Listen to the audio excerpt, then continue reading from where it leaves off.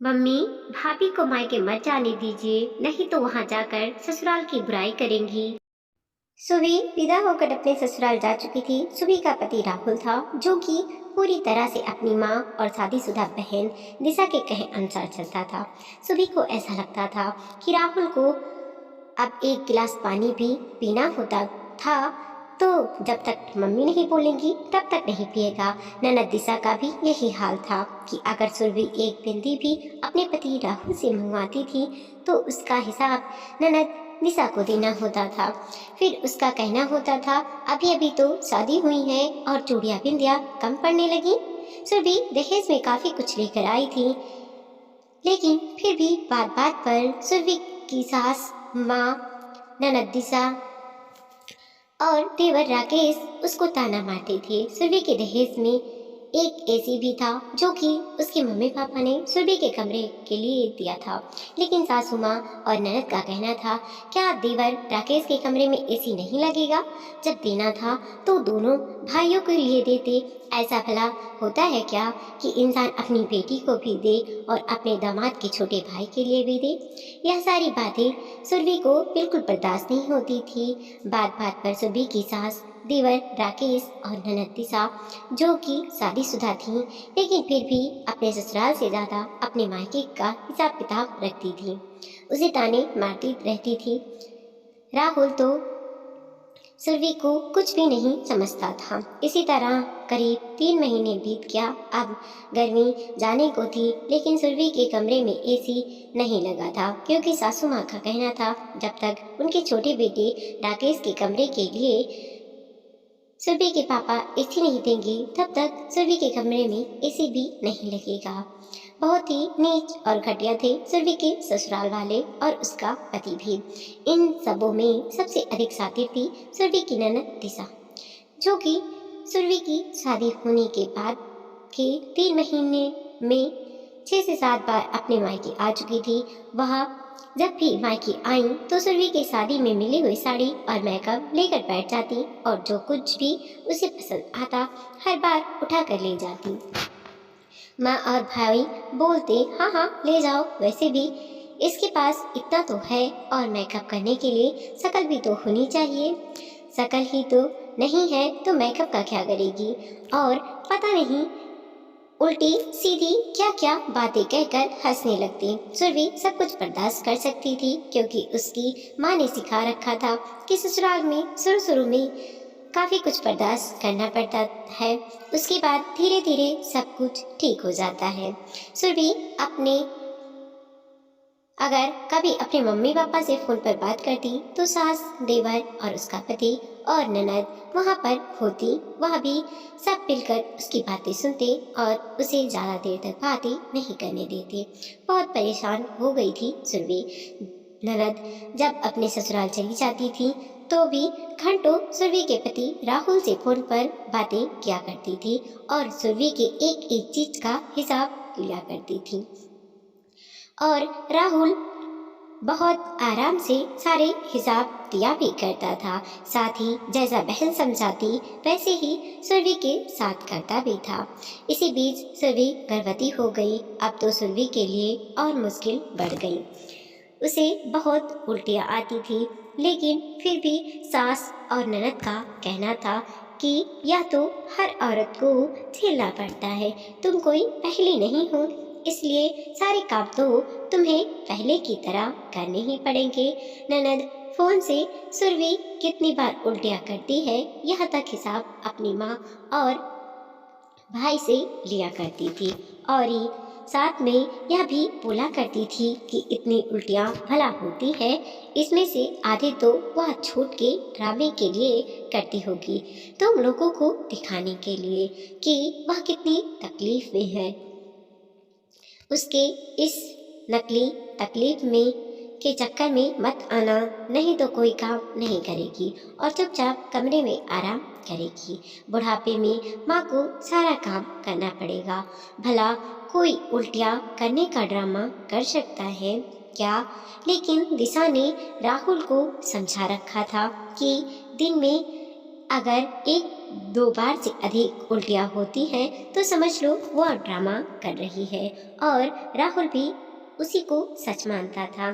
सुरभि को दिन भर घर के कामों में झोंका रखता था।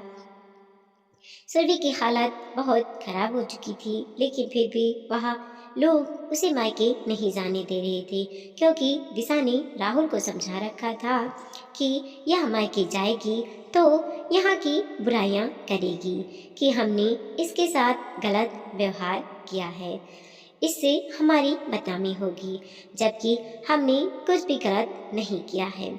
इसे अपने घर के रंग में ढालने के लिए थोड़ा कड़ा रहना जरूरी है, इसलिए इसे मायके मत भेजो। लेकिन जब आखिरी महीना आ गया और अब सुरभि के सास को लगा कि बच्चा अब कभी भी हो सकता है और उन्हें सारी देख रेख करनी पड़ेगी, तो आखिरी महीने के 15 दिन पहले उन्होंने सुरभि को राहुल के साथ मायके भिजवा दिया, क्योंकि बहू तो सिर्फ घर के फर्ज निभाने के लिए और जिम्मेदारियां निभाने के लिए होती हैं, और बहुओं के प्रति जो जिम्मेदारी होती है वह ससुराल वालों की नहीं होती, वह तो उसके मायके वाले निभाएंगे।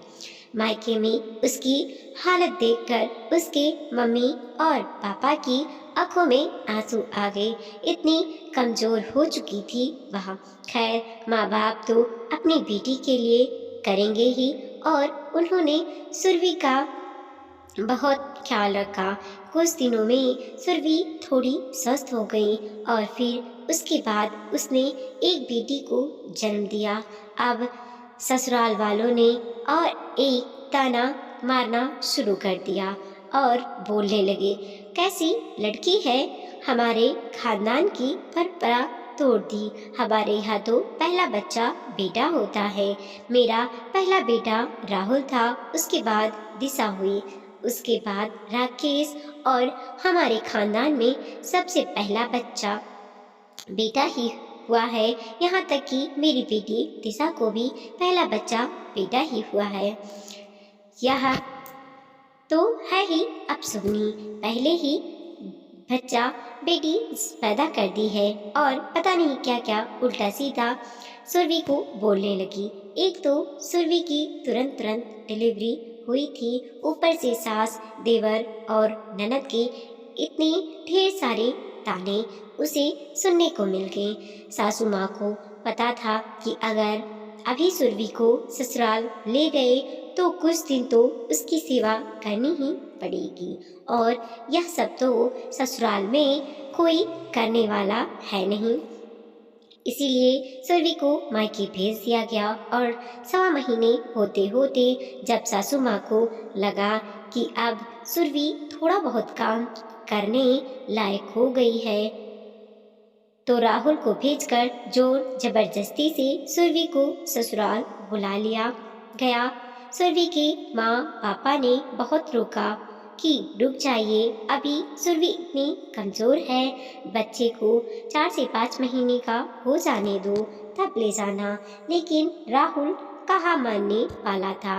माँ और बहन ने उसे पूरा सिखाकर भेजा था। सुरभि बच्चे को लेकर ससुराल आ गई। ससुराल में सुरभि के ऊपर पहले की तरह सारे काम की जिम्मेदारी डाल दी गई। सुरभि जैसे तैसे घर के कामों को करती थी। सासू माँ बच्चे को भी नहीं पकड़ती थी, बच्ची रोती रहती थी। सुरभि बच्चा और घर संभालते संभालते बेहाल हो जाती थी। ऊपर से गर्मी थी, सुरभि की बेटी गर्मी से परेशान हो जाती थी और रात रात भर रोती थी। सुरभि एक दिन राहुल से कहा कि एसी पड़ी हुई है जो कि शादी में मिली है, उसे कमरे में लगवा दो, मेरे लिए ना सही अपनी बेटी के लिए लगवा दो, रात भर गर्मी से रोती है। तो सासू माँ और दिशा ने सुरभि को ताना मारना शुरू कर दिया और बोला, हिम्मत कैसे हुई तुम्हारी ऐसा बोलने की, जब हमने पहले ही बोल दिया है कि जब तक हमारे बेटे के कमरे के लिए तुम्हारा बाप एसी नहीं देगा यहाँ एसी कहीं नहीं लगेगी, नहीं तो मैं अभी का भी इसे केरोसिन डालकर जला दूंगी। अब सुरभि से बिल्कुल बर्दाश्त नहीं हुआ और उसने बोल दिया, क्यों, राकेश का ठेका मेरे पापा ने ले रखा है, राकेश के ससुराल से नहीं मिलेगा क्या? पहली बार आज सुरभि ने जुबान खोली थी, क्योंकि अब हद से ज़्यादा हो चुका था। लेकिन दिशा ने तुरंत राहुल को इशारा किया कि अगर आज तुमने तुरंत इसका समाधान नहीं किया तो यह आगे तुम लोगों के सिर पर चढ़कर नाचेगी। और राहुल ने एक जोरदार तमाचा सुरभि को लगाया। सुरभि को यकीन नहीं हुआ था कि राहुल उसके ऊपर हाथ उठा सकता है। उसके बाद राहुल ने ले जाकर सुरभि को उसके मायके में रख दिया और बोला, रखिए अपनी बेटी को अपने पास, बहुत जुबान चलाने लगी है इसकी, कहकर राहुल वहां से चला गया। किसी को कुछ भी समझ नहीं आया। राहुल के जाने के बाद सुरभि ने सारा किस्सा बताया तो सुरभि के मम्मी पापा को बहुत दुख हुआ और उन्हें लगा उनकी बेटी बहुत गलत घर में फंस चुकी है। पर अब क्या कर सकते हैं, शादी के पहले यह सब होता तो कभी भी शादी नहीं करते, और अब तो एक बच्चा भी हो चुका है। खैर, सुरभि ने भी कुछ दिनों तक राहुल को कोई फोन नहीं किया। कुछ दिनों के बाद सुरभि का दिल नहीं लगा और उसने राहुल राहुल को फोन किया तो राहुल ने ठीक से बात नहीं की और बोला, दिशा ने तुमसे बात करने के लिए साफ मना किया है। अगर मैंने तुमसे बात की तो दिशा और माँ दोनों को बहुत बुरा लगेगा और तुम हो ही बदतमीज। दिशा ने सही बोला था, अगर मैं तुम्हारी बदतमीजी सहता रहूँगा तो तुम सर पर चढ़कर नाचोगी। राहुल बात बात पर अपनी माँ और दिशा की जुबान ही बोलता था, अपना दिमाग तो बिल्कुल इस्तेमाल नहीं करता था। और बीच बीच में राकेश भी अच्छे से राहुल को भड़काता था। दिमाग से पैदल हो चुका था राहुल।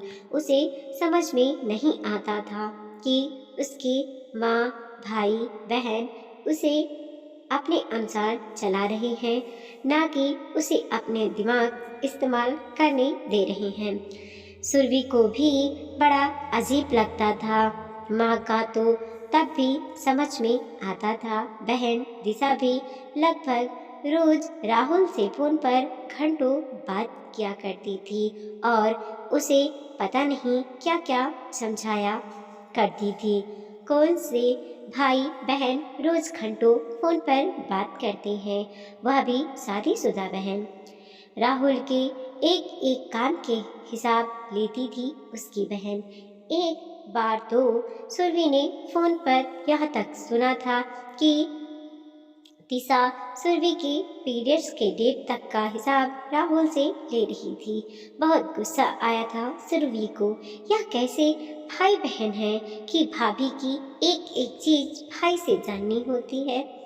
कोई शर्म लिहाज संकोच नहीं, सिर्फ इसलिए कि अपनी भाभी की जिंदगी तबाह कर सकी। कितनी नीच और घटिया औरत है यह। सुरभि को पता था कि उसकी सास और दिशा वहाँ घटिया औरत है, लेकिन अभी तक वह चुप थी। सुरभि को यह भी पता था कि दिशा इतनी बदतमीज है कि उसने अपने ससुराल में भी सबका जीना हराम करके रखा हुआ है और अपने पति के साथ पूरे घर में अपना हुक्म चलाती है। ससुराल में किसी की हिम्मत नहीं होती दिशा से लड़ने की, और यही हाल उसके मायके में भी कर रखा है।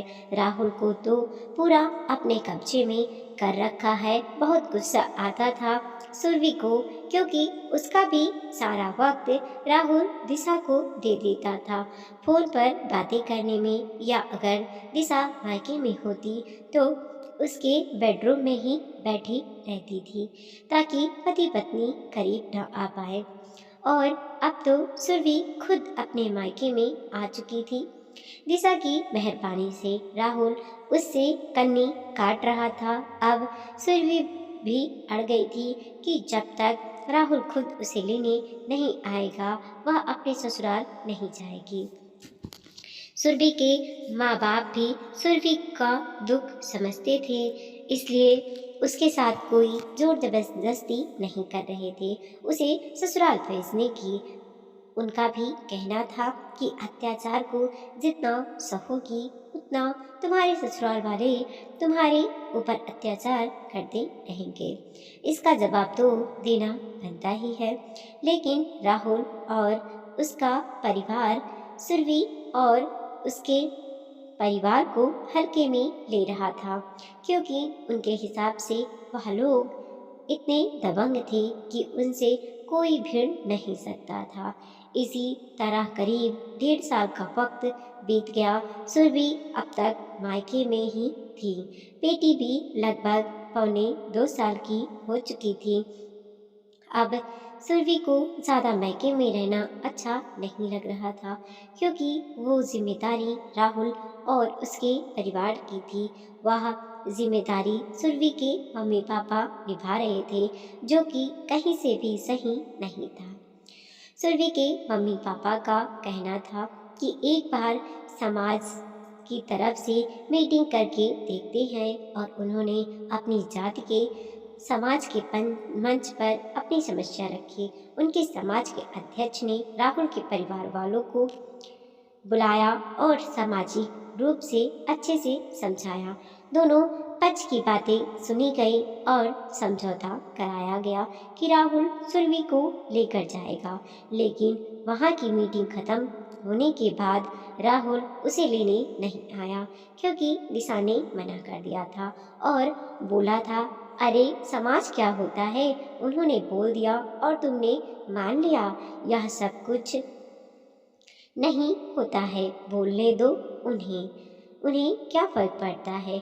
अगर तुम अभी सुरभि के लेने जाओगे तो जिंदगी भर तुम्हारे सर पर नाचेगी। इससे अच्छा ऐसी पत्नी से छुटकारा पा लो और किसी अच्छी लड़की से शादी कर लो। दिशा ने अच्छे से राहुल का ब्रेन वॉश किया। राहुल ने तलाक के कागज सुरभि को भेज दिए। तलाक के कागज देखकर अब सुरभि को समझ में आ चुका था कि घी अब सूधी उंगली से नहीं निकलेगी, अब उंगली टेढ़ी करनी पड़ेगी। सुरभि के मम्मी पापा को भी बहुत जोर का झटका लगा था तलाक के कागज देखकर। पर सुरभि ने बोला, मम्मी पापा जब तक हम लोग चुप थे तब तक चुप थे, और इसका इन लोगों ने बहुत फायदा उठा लिया।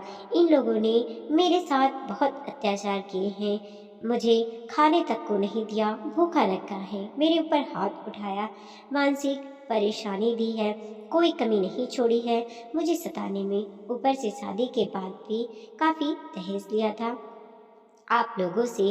अब मैं इन्हें जवाब दूंगी और इन्हीं की भाषा में दूंगी। सुरभि के माँ बाप को भी समझ नहीं आ रहा था कि सुरभि क्या करने वाली है। सुरभि ने सीधा अपनी नंदोई को फ़ोन लगाया और बोला, अपनी बीवी के ऊपर जोर नहीं चलता तुम्हारा। नंदोई बोला, यह कैसी बातें कर रही हैं आप। सुरभि ने साफ बोला, ज़्यादा नौटंकी करने की ज़रूरत नहीं है। तेरी बीवी से अपना घर तो संभलता नहीं है, मायका संभालने चली है। भाई का घर संभालेगी। और तू कैसा पति है कि तेरी पत्नी ससुराल से ज़्यादा मायके पर दिमाग लगाती है, और तेरी औकात नहीं पत्नी को घर रखने की, बल्कि उसके साथ उसके पीछे पीछे उसके मायके के पछड़ों में पड़ा रहता है। सुरभि ने बहुत गंदे तरीके से अपनी नंदोई से बात की। नंदोई ने भी गुस्से में बोला, अपनी जुबान पर लगाम लगाओ। सुरभि ने बोला, अभी तक तो जुबान पर लगाम लगा रखी थी, अब जाकर तो मेरी जुबान खुली है। अब देख तुम्हारी बीवी और तुम्हारे साथ मैं क्या करती हूँ। और साथ ही तेरे प्यारे ससुराल वालों का बहुत शौक है ना तेरी बीवी को मायके का हिसाब किताब रखने का। एक एक हिसाब किताब ना निकलवाया उसका तो कहना। अब मैं सीधे थाने पर जा रही हूँ रिपोर्ट करने, और मेरी रिपोर्ट में सबसे पहला नाम तुम्हारा और तुम्हारे बेबी का रहेगा। मेरी ज़िंदगी खराब करके रखी है तुम लोगों ने। उसके बाद तुम्हारे प्यारे ससुराल वालों का। भले तुम लोग सब जमानत पर छूट जाओ, लेकिन कम से कम एक दो दिन तो पुलिस की ऐसी लाठी पड़वाऊंगी, इतना कुटवाऊंगी कि ज़िंदगी भर याद रखोगे, ज़िंदगी भर सही से चलने लायक नहीं बचोगे। या तो मैंने तय कर लिया है। नंदोई को अब थोड़ा डर लगा। उसने बोला, यह सब आप क्या बोल रही हैं? दिशा ऐसा क्यों करेगी? आखिर वह राहुल की बहन है। सुरभि ने बोला, बहन है तो बहन बनकर रहे ना, पत्नी बनने की कोशिश क्यों कर रही है? जितना पत्नी राहुल के करीब नहीं है, उतना तो बहन ही है। 24 घंटे में से 5 घंटे फोन पर बातें करती है, बाकी वक्त मायके में पड़ी रहती है। यह कौन सा भाई बहन का रिश्ता है? मैंने तो कभी नहीं ऐसा भाई बहन का रिश्ता देखा। मुझसे तो ज्यादा राहुल बहन से पत्नी का रिश्ता निभाता है। ऐसे ही दिखता है। जो रिश्ता एक पत्नी निभाती है, वह रिश्ता एक बहन निभा रही है। सुरभि बहुत गुस्से में थी और उसने बोलते बोलते मर्यादा की सारी सीमाएं आज लांघ दी और बोला, कभी कभी तो शक होता है कि राहुल की बहन ही है या उसकी रखेल है, क्योंकि जिस तरह से दोनों भाई बहन आपस में चिपके रहते हैं ना, कोई भी पत्नी यही सोचेगी, बहन है तो बहन बनकर रहे ना, और मेहमान बनकर मायके आए और जाए। मायका संभालने और मायके की मालकिन बनने की कोशिश क्यों कर रही है? नंदोई ने बोला, आप शांत हो जाइए, मैं बात करता हूँ। सुरभि ने बोला, कोई ज़रूरत नहीं है बात करने की। अब तो तुम लोगों को सीधा तुड़वाऊंगी, और इतना तुड़वाऊंगी कि तुम्हारी सात पुश्तें याद रखें। तुम लोग इतना गुमान में हो ना कि अगर कोई केस मुकदमा करूंगी तो सालों केस चलेगा, मैं थक जाऊंगी, मैं हार जाऊंगी, और तुम लोग चैन की बंसी बजाओगे। ऐसा कुछ नहीं होगा। अच्छी खासी पढ़ी लिखी हूँ मैं, और आराम से मुझे कोई भी नौकरी मिल जाएगी, और मेरी मम्मी इतना तो कर ही देंगी कि मेरी बेटी को संभाल ले, और अपना और अपनी बेटी का खर्चा मैं बहुत आसानी से चला लूंगी। और मेरा घर इतना बड़ा तो है ही कि आराम से एक कमरे में अपनी बेटी के को लेकर रह लूं। लेकिन तुम लोगों को रगड़ कर ना रख दिया तो मेरा नाम बदल देना। तैयार हो जाओ अपने नए जीवन के लिए, क्योंकि जब सीधी उंगली से घी नहीं निकलता है ना, तो उंगली टेढ़ी करनी पड़ती है। और शायद तुम्हें पता नहीं, मैं उंगली टेढ़ी करती ही नहीं हूँ, मैं सीधा घी के डिब्बे को गैस पर रख देती हूँ, कहकर सुरभि ने फोन रख दिया। नंदोई ने तुरंत राहुल को फोन किया और सुरभि ने उससे क्या कुछ कहा वह सारी रिकॉर्डिंग राहुल को भेज दी। सुरभि का यह अंदाज देखकर राहुल, उसकी माँ, उसका भाई राकेश घबरा गए कि सुरभि ऐसा भी बोल और कर सकती है। उधर जब ननद दिशा ने सुरभि की वह बातें सुनी तो अंदर तक हिल गई। नंदोई ने बोला, तुम्हारी जरूरत से ज्यादा दखल अंदाजी और मायके पर हावी होने की कोशिश ने आज यह स्थिति कर दी है कि कभी भी पुलिस हम दोनों को उठाकर ले जाएगी और अच्छे से हमारी कुटाई करेगी। चुपचाप अपने काम से काम रखो और मायके का लालच छोड़ो। अपने भाई को समझा दो। ननद फोन करके राहुल से बोली, जल्दी से जल्दी जाकर सुरभि को ले आओ और उससे माफी मांग लो, नहीं तो हम सबकी खैर नहीं। उसके तेवर देखकर समझ में आ गया है अब वह कुछ भी कर सकती है।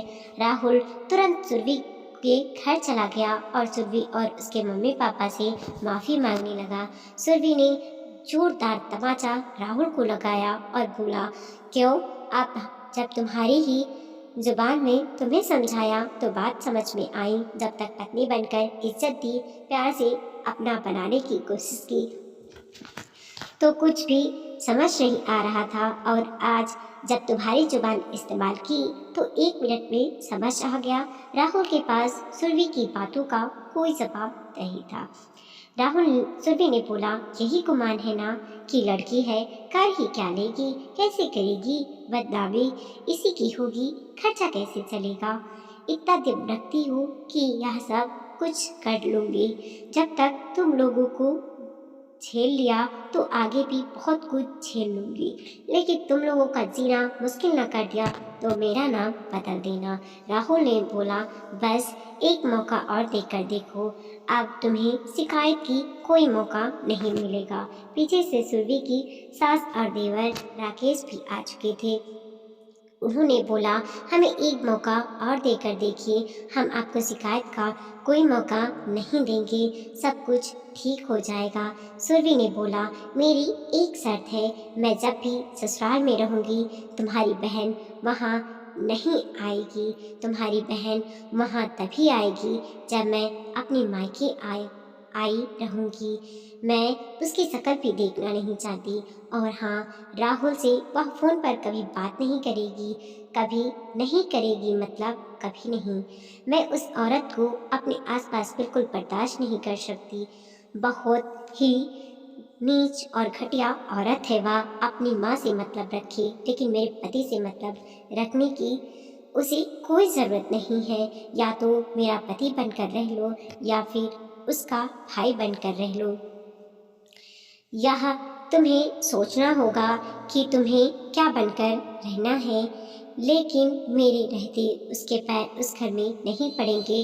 राहुल ने बोला, मुझे तुम्हारी सारी शर्तें मंजूर है। सुरभि राहुल के साथ जाने को तैयार हो गई।